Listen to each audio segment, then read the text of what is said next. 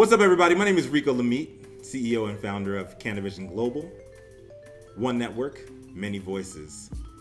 Welcome to another edition of the Weekend Rollup, where I go over some of the industry's biggest stories from the past week and I connect the dots so you don't have to. Talk a little bit about why they are important to us now and why we should be paying attention to these larger stories in the industry when it comes to folks on the ground level, whether you're an owner, operator, plant touching, or not. Last week, it was my pleasure to be on location up in Santa Rosa with my good friend Curtis Wall. I've known him for quite a while now in the industry. To see what he and his wife have built and their family with Luma Farms is just truly incredible, inspirational story, and I can't wait to do more projects with them in the near future. So this week we have some really good stories to run through. Wellness side, we're going to talk a little bit about the FDA rejecting CBD as an actual dietary ingredient. On the business, we're going to be asking the question, is interstate commerce when it comes to cannabis actually legal already? There's a certain study coming out of Boston University that says it is. On the lifestyle side, our good friends and partners over at Happy Munkey in New York City did the impossible, shocked the world, broke the internet with the launch of their partnership with the immersive Van Gogh exhibit, totally turning the heads of everybody inside and outside of the art world. We're gonna have a little bit of color on that as well. When it comes to politics, more Republicans are getting into the game, and just a few months ago were very much anti-cannabis. So let's get it going here. Let's get it rolling with the weekend roll-up. So let's talk wellness. The FDA rejected a new dietary ingredient called CBD. So notifications for the hemp extract containing CBD was rejected by the FDA, and the Council for Responsible Nutrition, also known as CRN, is crying foul on the entire project. The FDA is saying CBD is not a dietary supplement. You seen some of the shit they got in GNC? I call bullshit. So the Council for Responsible Nutrition, the leading trade association for the dietary supplement and functional food industry, this is their statement. The FDA has wrongly miscategorized these products as the same article as prescription drug and has ignored, dismissed, and downplayed ample evidence that these full-spectrum hemp products can be marketed in a manner that is responsibly expected to be safe.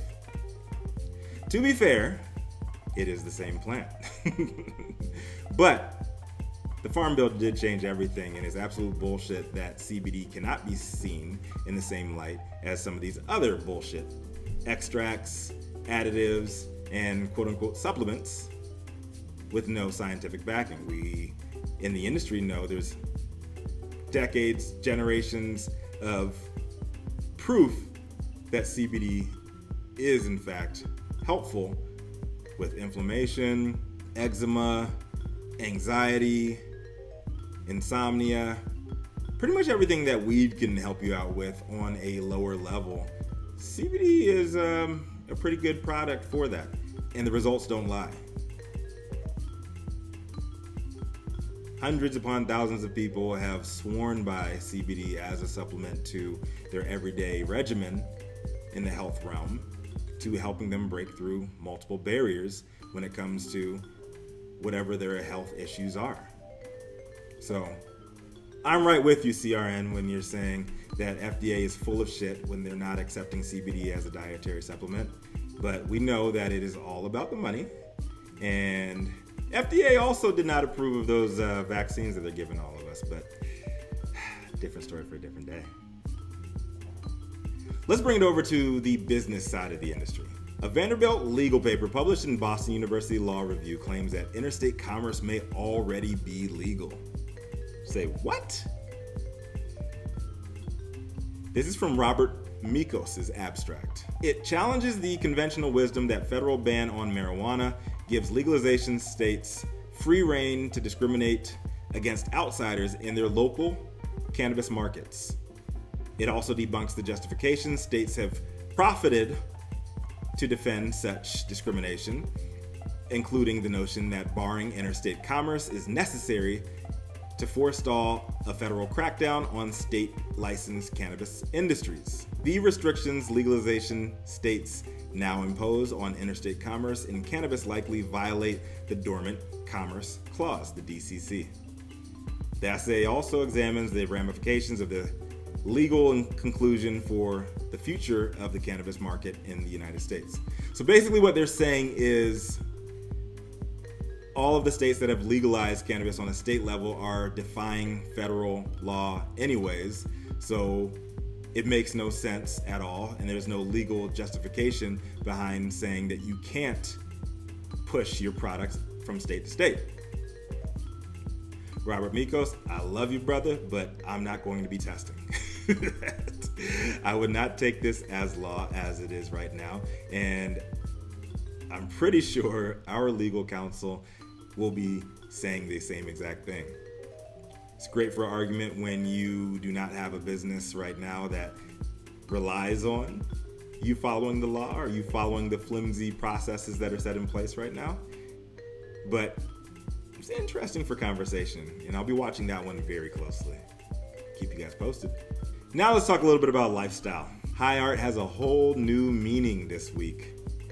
In New York City, where the immersive Van Gogh exhibit is offering attendees an elevated experience in collaboration with the hometown heroes and lifestyle cannabis powerhouse brand Happy Munkey. So the venue organizers allowed attendees to smoke and munch on edibles while enjoying a trippy experience that was the immersive experience of the Van Gogh exhibit. I was so damn happy when Vlad gave me a call and shot me over the information for the Van Gogh exhibit. And I'm so sad that it was too quick of a turnaround for me to make it out there because I got baby Zora at home. But it was awesome. From all the videos I saw, from all the pictures that I saw, and I even got to touch base with Stu Zakum, their agent. It was awesome. It was incredible to see that. Street culture and fine art joining forces. This is like the cannabis industry's version of, Basquiat teaming up with Fab Five Freddy and just creating awesomeness. Hip hop culture, cannabis, and art. They all go together. We all know this. We saw it on full display with one of the greatest crossover events that I've seen since I've been in the industry, at least on the legal side here for the last 5 years. So big ups to Happy Munkey, Vlad, Ramon, David. You guys have come so very far, and I can't wait to see you guys do it again next week. The next one is on August 18th, this upcoming Wednesday, so make sure you guys get your tickets and celebrate the culture to its fullest, and know that Happy Munkey is always doing it for the culture. Big ups to all of you guys, and I love seeing you guys fly. And what the fuck is wrong with Los Angeles? We have the Van Gogh exhibit here. This is supposed to be the mecca of the cannabis industry, and we can't get no weed exhibit there? Come on, man. I cry foul, motherfuckers. Okay, so now let's talk politics. Another one of these previously anti-weed politicians is joining on a board of yet another cannabis company. As you all might remember, John Boehner made his way to the board of Acreage, turning about $4 million into a couple of hundred, and becoming one of the biggest powerhouses in the industry, leading the way for lots of legal companies claim their own credibility. So now we have Tom Price. He's the former head of the U.S. Department of Health and Human Services under Donald Trump, and he was there for about 7 months. Why only 7 months? Because he had to resign after spending hundreds of thousands of U.S. taxpayer money on unfounded business trips, lavish lifestyles.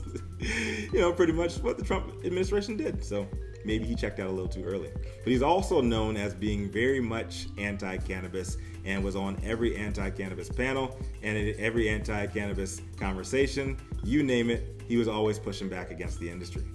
But now, He is a board member of Botanical Sciences LLC, one of the 6 cannabis businesses to win licenses last month in Georgia's limited medical cannabis programming. Tom Price. I don't know, man. Is he in it for the money? Fuck yeah, he's in it for the money. He needs to fund some more of those lavish trips, you know? And I just hope that Georgia has their shit together a little bit more than Florida does, because we heard a little bit about the backdoor deals that are going on in the Florida market this past week. And it'll be interesting to see how Tom Price behaves in the cannabis industry. But I have a pretty good feeling he's going to fit right in with some of the players in his lane. Keep you posted on that. So finally, I want to give a huge shout out. You guys might see I got this Weed Money bucket on. It's fabulous, and it actually fits my extra large dome. Big shout out to Chelsea Candelaria from Weed Money. She came out and joined us for the last episode of Cannapreneur, and I bought one of these hats from her. I can't wait for the entire line to drop. I gotta buy my wife some of the sweats you guys got going on there. She's an incredible person. I've known her in the industry for about 4, maybe almost 5 years now, and she's just incredibly brilliant. She used to work at NASA. She's been a chemist in the industry on the plant touching side. She's been an executive in the social equity space, transitioning over from the gray area to legalization, and now she's working as a grant writer for equity applicants. So big ups to Chelsea, big ups to one of the biggest hustlers that I know in the cannabis industry, continuing to do her thing. She came down to join us 2 weeks ago when we were doing Cannapreneur at Grandma's Garden with Susan Sories, and I was able to get this beautiful headgear too. So much love to you, Chelsea. Keep on doing your thing, and I can't wait to buy some more gear for the rest of the family. And it was all paid for with what? With Weed Money. This has been another episode of the Weekend Rollup. My name is Rico Lamite. There's one thing I could always look forward to at the end of the week, at the end of the night, at the end of the day, beginning of the day. It's turning the fuck up. Just remember, there's no place else to turn. You can always turn up. I'll see you guys tomorrow morning. State of Cannabis News Hour. We can get your daily dose. See you guys tomorrow.